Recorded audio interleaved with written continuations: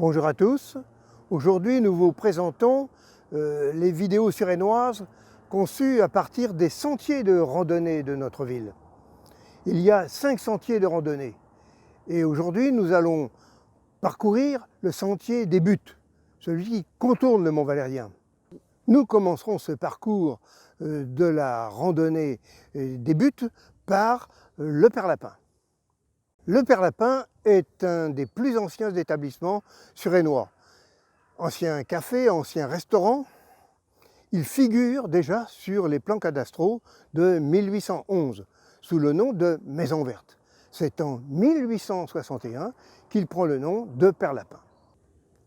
Nous sommes devant le parc des Landes, devant des massifs floraux, travail des jardiniers de la ville de Suresnes et qui représentent toutes les villes avec lesquelles Suresnes est jumelée. Le parc des Landes tire son nom du chevalier d'Eslandes, D-E-S-L-A-N-D-E-S, et non de la lande L-A-N-D-E, comme la lande bretonne.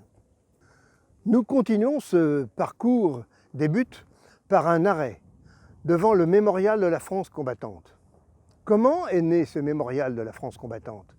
L'idée est née en 1942 d'un architecte Jean Ray. Jean Ray était un architecte qui a conçu en particulier un certain nombre d'églises. Il avait imaginé qu'après la guerre, le Mont Valérien serait un grand mémorial de toutes les guerres de la France. L'idée du mémorial conçu par Jean Ray n'a pas été retenue par le général de Gaulle. Le général de Gaulle avait une conception essentiellement tournée vers les combattants de la Deuxième Guerre mondiale. Comme chacun sait, de Gaulle, revenant d'Angleterre, n'est pas resté très longtemps au pouvoir en 1945 et il a fallu attendre 1958 pour que l'idée de ce mémorial et la conception même de ce mémorial fassent du chemin et soient construits. Un premier mémorial a déjà été constitué à l'intérieur du fort dès 1945. Ce pré-mémorial à l'intérieur du fort a persisté de 1945 à 1960. Et chaque année, le 18 juin, le général de Gaulle ne manquait jamais de venir rendre hommage à ses compagnons de combat. À l'entrée de ce pré-mémorial, situé dans une crypte du fort, il est inscrit la devise suivante: « Nous sommes ici pour témoigner devant l'histoire que de 1939 à 1945, ses fils ont lutté pour que la France vive libre. » En 1958, lors du retour au pouvoir rappelé par les Français, le général de Gaulle confie le projet d'un mémorial de la France combattante à M. Félix Bruneau. Ainsi, le projet prend jour. Les architectes conçoivent un monument de grande importance de 100 mètres de long avec une immense croix de Lorraine que vous pouvez contempler au milieu.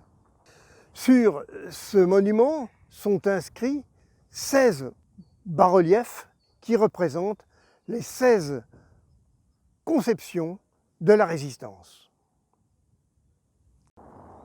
Le 17 juin 1960, le corps des 16 soldats déposés dans le pré-mémorial en 1945 sont transférés devant ce mémorial. Et le 18 juin, ils intègrent la crypte qui se trouve devant cette porte que vous voyez. Dans cette crypte sont présents 16 caveaux. Un 17e caveau est prévu pour le dernier compagnon de la Libération. À partir de la clairière des Fusillés, nous pouvons rejoindre par un parcours mémoriel la chapelle dite de Forbin-Janson, dans laquelle attendaient les condamnés à mort. Sur les murs de cette chapelle, nous pouvons encore voir les dernières inscriptions de ces malheureux condamnés. À côté de cette chapelle a été déposée il y a quelques années une cloche en bronze et sur laquelle est gravé le nom des 1008 fusillés au Mont Valérien.